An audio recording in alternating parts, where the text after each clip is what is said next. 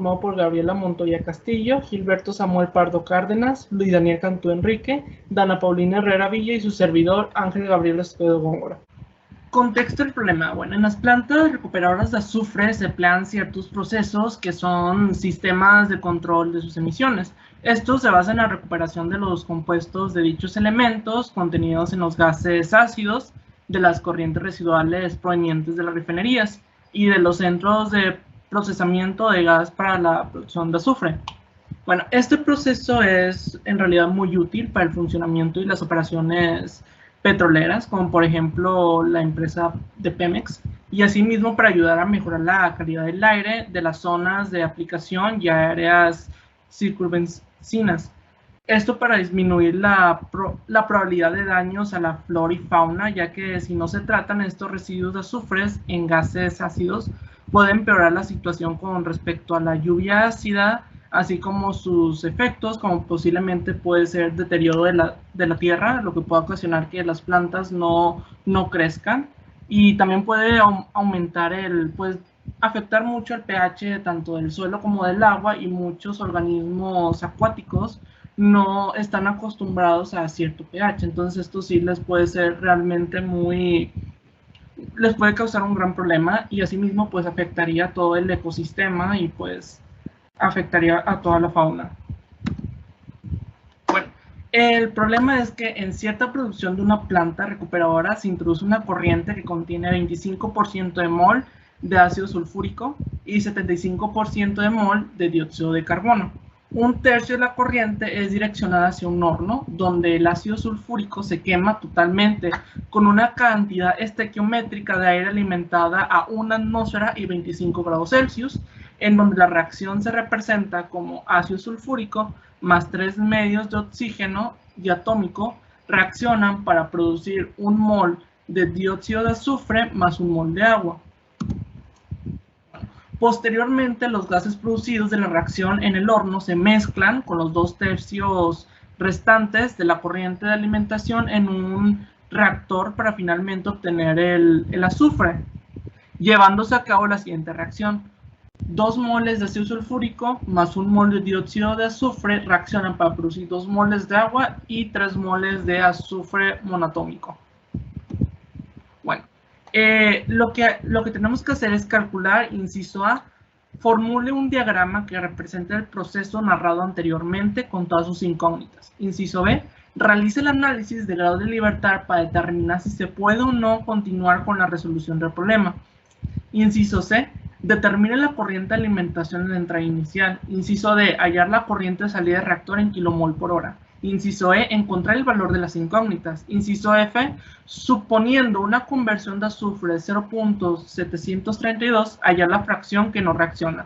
Inciso G, el azufre recuperado es después vendido a una planta que produce el cual es un compuesto utilizado para la producción masiva de ácido sulfúrico. Teniendo en cuenta que el azufre puro se quema con aire seco en exceso del 40% y que el azufre se oxida a un 40%, que el restante A, si la alimentación de azufre puro es de 50 kilomol por hora, calcular el flujo de aire que se alimenta al horno, las corrientes de salida y la selectividad de producción de trióxido de azufre y dióxido de azufre. En este diagrama de proceso se puede observar cómo la corriente N1, la cual está compuesta de 25% H2S y 75% CO2 por mol, se dirige hacia el furnace, que es el horno, y el reactor. Hacia el horno se ve en la corriente N2, la cual lleva 1/3 de la corriente N1, y la corriente N4, la cual lleva 2/3 de la corriente N1. La corriente N2 está compuesta solamente de H2S, igual que la corriente N4. Y eso es porque el CO2 en este proceso específicamente no reacciona. Podemos decirlo como un gas inerte. Cuando el H2S interactúa con el oxígeno, más calor, se produce una combustión y podemos observar que este aire está compuesto de 21% oxígeno y 79% nitrógeno. Recordemos que el nitrógeno es otra vez un gas inerte y por lo tanto no reacciona. Entonces lo que entre de N2 y de CO2 es lo mismo lo que va a salir. Vemos cómo la corriente que se produce del N2 y el N3 se va al reactor junto con el N4 y producen agua y azufre, que era lo que se quería lograr para evitar la contaminación del aire. Hola, buenas tardes. Mi nombre es Ana Villa y yo les voy a estar presentando el análisis de grados de libertad del problema. En este caso, aquí podemos ver el diagrama. Aquí se pueden observar diferentes variables desconocidas, por lo que es de la N1 a la N8 y también se toma en cuenta NF. Aquí podemos notar que de la N5 a la N8 son los kilomoles por hora de cada uno de los compuestos que salen de la reacción en el reactor. También se puede observar de los moles de alimentación kilomoles por hora en la N3, así como la cantidad que entra de kilomoles por hora de oxígeno gas y de nitrógeno gas. También se considera N1, N2 y N4 como variables desconocidas. Se realizó esta tablita de análisis de grados de libertad, donde se encuentran las variables desconocidas, como ya mencioné anteriormente, son 9 variables, y de ecuaciones independientes se consideran 7 de reactivos y productos de la reacción, una de la fracción de relación entre corrientes y una sobre la ecuación de estado de gas ideal. Analizando esto, pues se realiza los grados de libertad y a las variables desconocidas, que son 9, se le restan las ecuaciones independientes, por lo que también nos dan 9. Entonces nos da un total de 0. Esto quiere decir que se puede continuar con el problema y se puede tener su resolución. En este caso tenemos ya una cantidad de moles de alimentación y también una composición de aire que entra como un porcentaje en exceso de aire. Aquí se encuentran 2 reacciones, como se puede observar, y también hay 4 variables desconocidas. Para esto se realizó otra tablita de análisis de grados de libertad, en donde se toman en cuenta las 4 variables desconocidas, que es N1, N2, N3 y N4, las 2 reacciones que están en el sistema, como se puede ver aquí, y también las ecuaciones independientes, que en este caso se toman en cuenta 3 especies reactivas, como se puede observar en el diagrama, son el trióxido de azufre, dióxido de azufre y el oxígeno gas. Y una especie no reactiva, que en este caso en la reacción no aparece, pero en el diagrama sí, que es el nitrógeno gas. También 2 restricciones de proceso. Estos se refieren a lo que es el porcentaje de exceso en aire que ya no nos da y los moles de alimentación al inicio. Entonces, realizando el análisis de grados de libertad, se toman como 4 variables desconocidas a las cuales se le suman las 2 reacciones y se le restan lo que son las ecuaciones independientes, que en este caso fueron 6.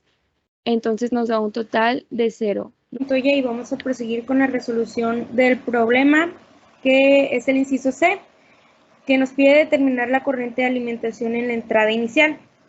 Bueno, primero se canalizan las ecuaciones independientes en términos de N1, o sea, de la entrada inicial, hallando relaciones entre las corrientes.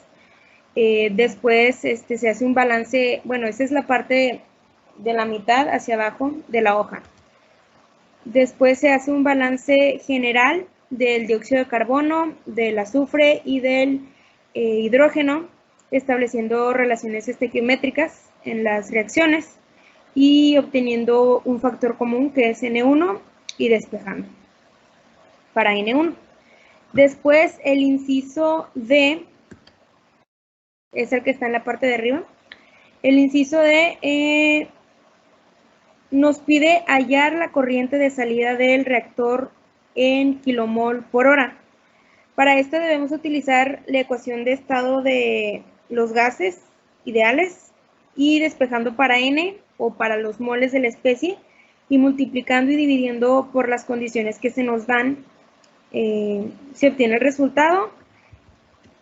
Las condiciones son las que se muestran aquí a la salida del reactor. Y pues se utilizó la R que contuviera las unidades mejores para la resolución del problema. Después, para el inciso E, es la parte de abajo de esta hoja, nos pide encontrar el valor de las incógnitas. Esto es de la N2 hasta la N8, porque la N1 y la NF ya las obtuvimos. Entonces, como anteriormente habíamos despejado las ecuaciones para que estuvieran en términos de N1, simplemente pues se sustituyen como se ve en la parte de abajo y en esta parte de arriba de la diapositiva. Y para el inciso F debemos hallar la fracción que no reacciona del azufre, y como se nos está suponiendo una conversión del 0.732, simplemente se le resta este número a 1, ya que pues hablamos de fracciones que sumadas dan una unidad, y de este modo obtenemos el resultado. Que dice el inciso G, que comenta que entran 50 kilomoles por hora de azufre y a su vez entra una corriente de 40% de aire en exceso. Y salen 4 corrientes, las cuales serían dióxido de azufre, nitrógeno y oxígeno. Y lo que el inciso pide es encontrar la corriente que entra de aire en exceso, las corrientes de salida y la selectividad entre el trióxido de azufre y el dióxido de azufre. Bueno, para empezar con esta resolución y para encontrar la corriente de aire que entra al horno, primero hay que obtener el oxígeno que requiere la reacción. Sí, el oxígeno que requiere la reacción para que pueda suceder.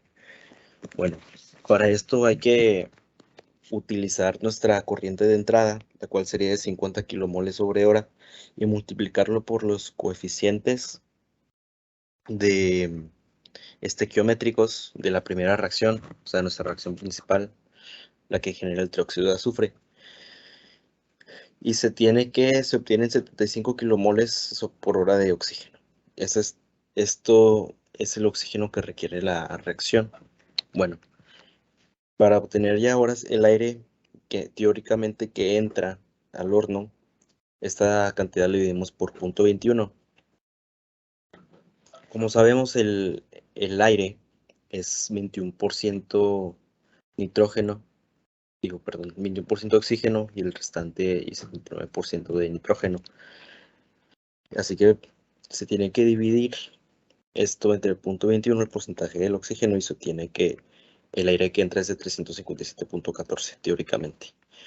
Y ya para obtener el aire en exceso, porque el inciso menciona que es un 40% de aire en exceso, se tiene que multiplicar 1 más 0.4. 1 representa el 100% y 0.4 el 40% de exceso.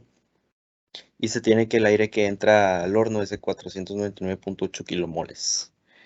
Y de esta resolución también podemos obtener las otras corrientes, la corriente 3 y la corriente 4. Debido a que como el nitrógeno no reacciona con no reacciona, pues es lo mismo que sale, y el oxígeno igualmente. Bueno, y para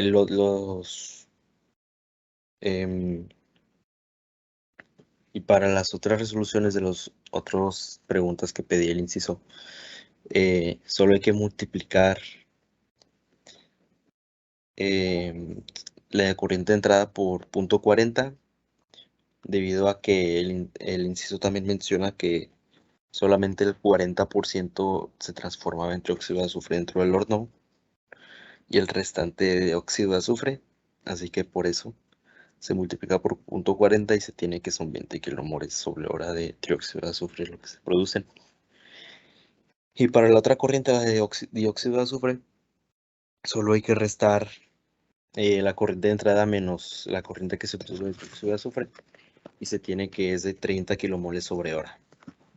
Y por último, para la selectividad, solamente hay que dividir los moles producidos de dióxido de azufre entre los moles del dióxido de azufre, y se tiene que la selectividad entre estas dos especies es de 0.66%. Esto es todo de nuestra parte.